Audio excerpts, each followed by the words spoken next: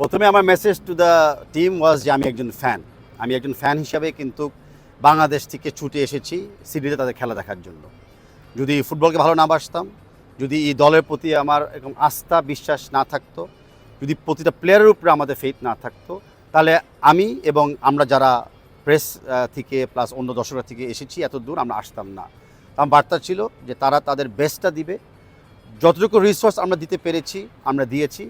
এই রিসোর্সের বিনিময়ে তারা যতটুকু দিতে পারে দেশের জন্য নিজের জন্য তারা অবশ্যই খেলে। আর খেলার থেকে হারে জিত তো থাকবেই, কিন্তু হৃদয় জিতা আর কোনো ব্যক্তিগত প্লেয়ার যদি ক্লাবের কোনো কন্ট্রাক্ট পেতে পারে সেগুলোর জন্য আমরা লক্ষ্য রাখতে পারি সামনের দিকে। কারণ ফুটবল একটা চলমান খেলা এবং দেশের জন্য লড়াইও একটা চলমান লড়াই। দেখেন, আমি একটা কথা প্লিজ আমাকে অন্যভাবে মিসকোট করেন না বা মিসআন্ডারস্ট্যান্ড করেন না, বাট অতীতে আমি মনে করেছি যে আমরা কখনো কিছু চাই নাই। সো সিন্স আমরা চাই নাই আমরা পাই নাই, সিম্পল কথা। এবার আমরা চেয়েছি এশিয়া কাপে খেলবো, আমরা পেয়েছি। তা আমাদের মেয়েদের উপরে বিশ্বাস রাখতে হবে, আমাদের মেয়ে খেলোয়াড়দের উপরে আস্থা রাখতে হবে, কিন্তু মেয়ে খেলোয়াড়দের উপর ইনভেস্টও করতে হবে, খালি বিশ্বাস রাখতে হবে না। তাদের পিছনে যত আমরা ইনভেস্টমেন্ট করব সময়, অর্থ, টেকনিক্যাল কোয়ালিটিস দিয়ে, দেখা যাচ্ছে তারা কিন্তু ইকুয়াল পরিমাণ রেজাল্ট বাংলাদেশকে দিতে পারে। তাই আজকে খালি এক্সপিরিয়েন্স হলে দেখা হবে না, আজকে একটা রেজাল্ট হিসেবে দেখতে হবে। এই যে পর্যায়ে আমরা এসেছি সেটা হলো কষ্ট এবং হার্ড ওয়ার্ক এবং টিম ওয়ার্কের একটা রেজাল্ট।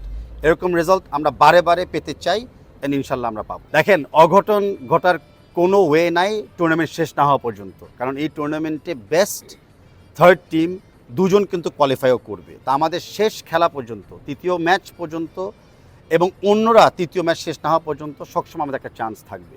তাই অঘটন আমরা তখনই বলবো যখন আমরা পুরো টুর্নামেন্ট থেকে আমরা ছিটকে যাব। আর আগামী ম্যাচে যেটা আমরা আবারও বললাম যে অ্যাজ লং এজ তারা তাদের ভালো খেলা খেলবে, যেই টেকনিক্যাল প্ল্যানিংয়ে আমরা নেমেছি সেই টেকনিক্যাল প্ল্যানিংটা যদি খেলতে পারে নিশ্চয়ই তারা প্রশংসা এবং পুরস্কারের ভাগিদার 100%। আমি একা না, আমরা যদি বিশ্বাস না করতাম, আমি শুনেছি যে আমাদের প্রায় 15 থেকে 20 জন সাংবাদিক ভাই বোনেরা বর্তমান সিডনিতে এসেছে। আমাদের ফেডারেশন থেকে আমি এসেছি, আরও 2-1 জন আসবে, প্লাস লোকাল সিডনি থেকে আমি শুনেছি অলমোস্ট আমরা 300 জন ফ্যানও দেখতে পেতে পারি স্টেডিয়ামে। তো এই আত্মবিশ্বাস আমাদের প্লেয়ারের উপর না থাকলে কেউ আসতো না। আর আত্মবিশ্বাস তৈরি করছে কিন্তু ওনাদের যে ফেসবুক স্ট্যাটাস, ওনাদের যে রিলস, অতীতে যে খেলা, মিডিয়ার সামনে যেভাবে তারা বক্তব্য রেখেছে, সবগুলাই কিন্তু জনগণের ভিত্তিতে একটা আত্মবিশ্বাস তৈরি করার জন্য সক্ষম হয়েছে।